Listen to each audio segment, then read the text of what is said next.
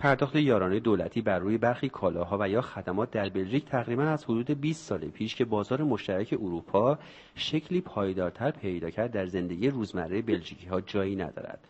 آنها مطمئنند آنچه که مصرف می‌کنند بهای تمام شده آن کالا یا خدمت است.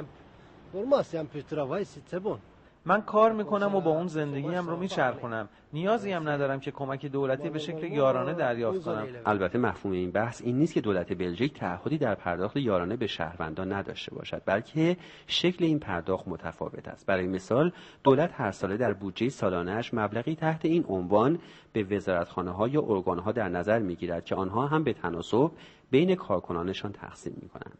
یا مثلا دولت تشخیص می‌دهد برای یک بخش نوپا در تجارت لازم است تسهیلاتی در نظر بگیرد. دولت برای بعضی بخش‌ها مثل حمل و نقل عمومی یا کشاورزی کمک‌هایی را سالانه در نظر می‌گیرد. یارانه علاوه بر این در بلژیک به بخش‌هایی مثل شبکه‌های تلویزیونی محلی یا آموزش عالی هم پرداخت می‌شود، یا اینکه بن‌های غذا به شهروندان داده می‌شود که با آنها می‌توانند در تمام غذاخوری‌های کشور غذا بخورند.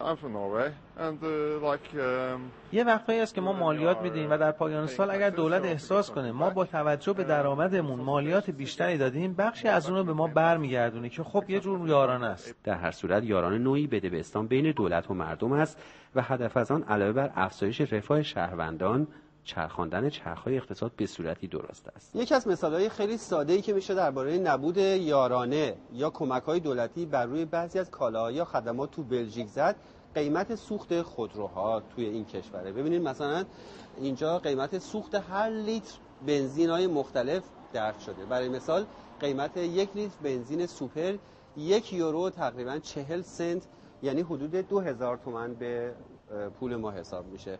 قیمت نوع دیگرش بازم همین میزانه و قیمت 1 لیتر دیزل 1 یورو 20 سنت محاسبه شده. توی اینجا در واقع هیچ یارانه‌ای تعلق نگرفته و این قیمت واقعی و قیمت تمام شده 1 لیتر بنزین مصرفیه. شاه سوند، صدا و سیمای جمهوری اسلامی ایران، بروکسل.